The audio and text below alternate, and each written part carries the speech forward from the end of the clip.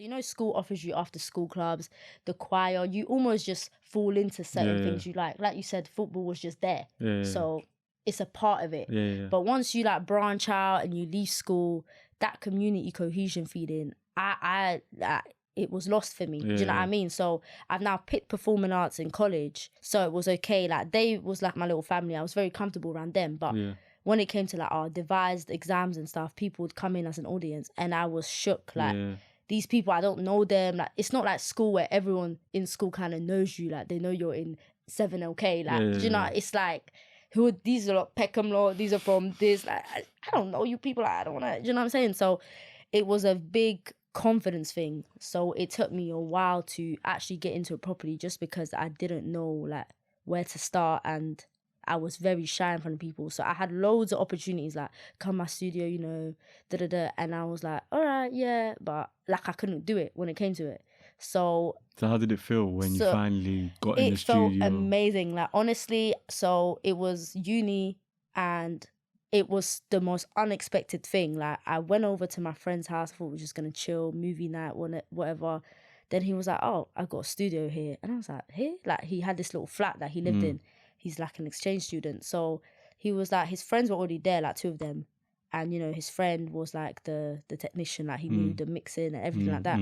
So he was like, so I met them, introduced me to them, and they was like, oh, you want to hit the stew?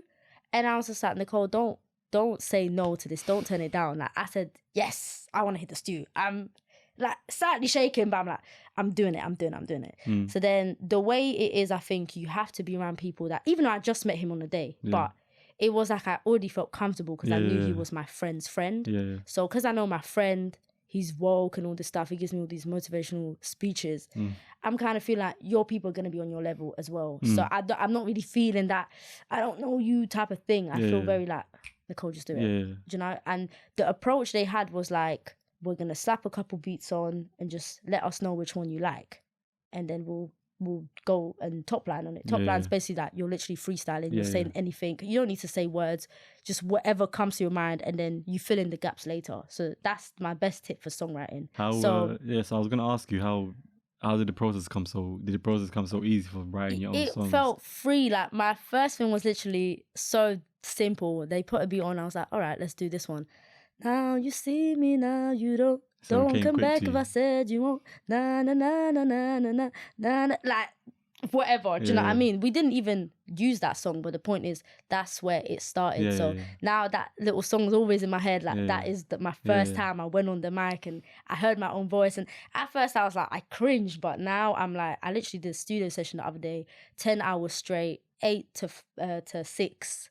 I was knackered, but yeah, like I was like, that sound amazing. Like, can you turn it up? Like, I want to hear it again. Like, so I think, they've literally become like my family. Like, it's like a thing where I can do anything around them because I'm too like comfortable and they know that I'm good and I know they're good. So it's like, it's literally the vibe is always there. We're always ready to work. So my advice is, you know, find someone you're comfortable around. If they do music, you know, it's great. Now the old people hit me up because they obviously see I've posted small stuff on Insta, and they're like, "Oh, so you do music now?" I was like, "Yeah, I'm back. Like, hit me up." And now I'm confident because it's like I want to work with you now. So the people I've turned down now, I'm like, "What's happening?" Do you know what I mean? So it is a slow process. Like I've realized that when you want to do it for real, like it costs money. Like mastering is like £80, £90, but then I'm just like, there will be a time I'll definitely do it because you know it's what I want to do. Like. Even alongside other things. Because like we're good friends, we know each other for a while now.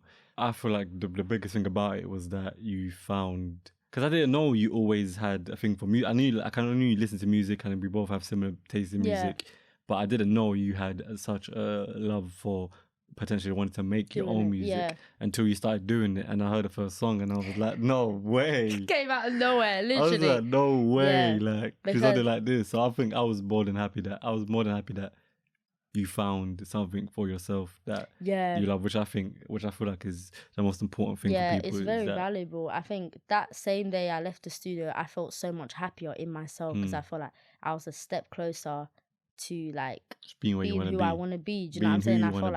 I felt so motivational that day. I felt like Be who you want to be. Be who I want to be. If I work hard at it, or something like that, I'll be what I want to be. J. Cole? You probably know if it's J. Cole though. I think it was I don't remember. But yeah, I'd say it's important, man. It's so important. Like, it got to the point I was too shy that I didn't even tell people I like music. Was you with them people and they're like, all right, sing then. And I was like, well, I'm not going to sing. Like, I'm shy. So I would just be like, oh, nah.